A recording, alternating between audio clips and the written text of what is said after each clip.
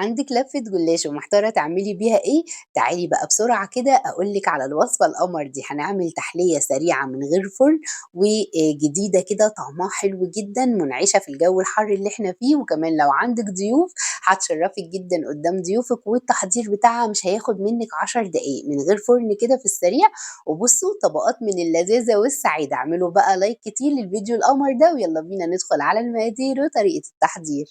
بسم الله، أول حاجة كده معايا لفة جلاش، حتى بقى لو كانت متكسرة معاكِ أو حاجة إحنا كده هنقطعها بالسكينة زي ما هي كده، وبعد كده ناخدها على طول على طاسة معلقة سمنة كبيرة كده محترمة أو زبدة، وننزل بقى بيها بالشكل ده ونقلبها من غير فرن ولا أي حاجة، مش هتاخد معاكِ وقت، تقلبتين 3 كده والنار تكون متوسطة، هتلاقيها احمرت معاكِ وبقت زي الفل ومش هتاخد معاكِ وقت، مش هتقفي عليها 5 دقايق حتى.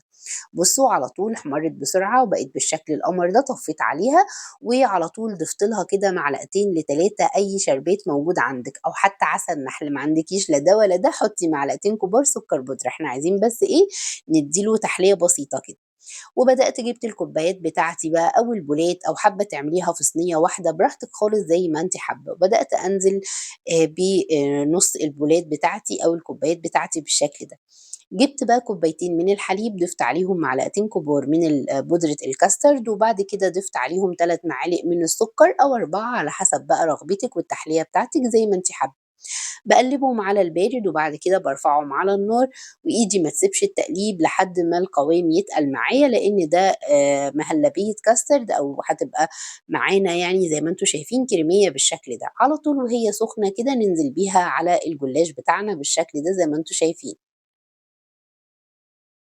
خلاص كده بُصّوا بقى المنظر عامل إزاي، كده إحنا سِبنا يعني حوالي خدنا 3/4 الكوباية وسِبنا الربع الفاضي، الربع الفاضي بقى اللي عندنا ده هنجيب أي نوع فاكهة موجودة عندنا،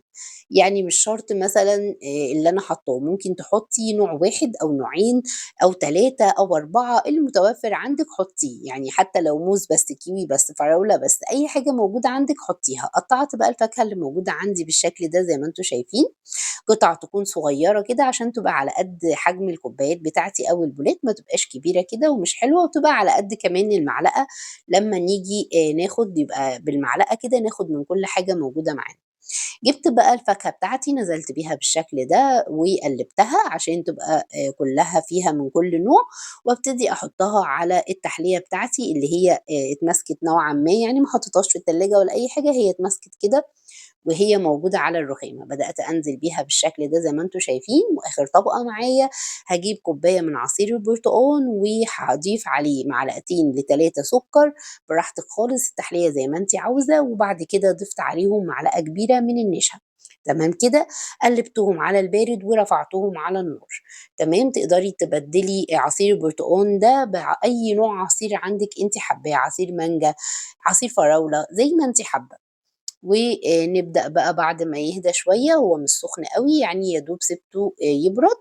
وبدأت أنزل بيه على وش الفاكهة بتاعتي بالشكل ده. بُصّوا الشكل أكتر من رائع، بجد خطيرة، شكلها تحفة أصلًا، حلوة أوي لو جاي لِك ضيوف كده مش هتاخد منِّك وقت خالص، وهتحطي الكوبايات في التلاجة برضه مش هتاخد معاكِ وقت، أنا سِبتها حوالي ربع ساعة، بس كده عشان حاباها تبقى juicy كده وإيه، كل حاجة فيها تبقى طرية وحلوة. بس كده قدّمتها بالشكل ده، مش محتاجة أي تزيين طبعًا زي ما أنتم شايفين شكلها خطير وطعمها حلو أوي، عجبت عندي البيت كلّه وإن شاء الله أنتم كمان تجرّبوها وتعجبكم، سهلة وسريعة وما خدتش معانا 10 دقايق ومش هتوقّفِك كتير في الحر ده. لو عجبكم الفيديو بقى اعملوا لي لايك وشير وبألف هنا وشفا وبس كده.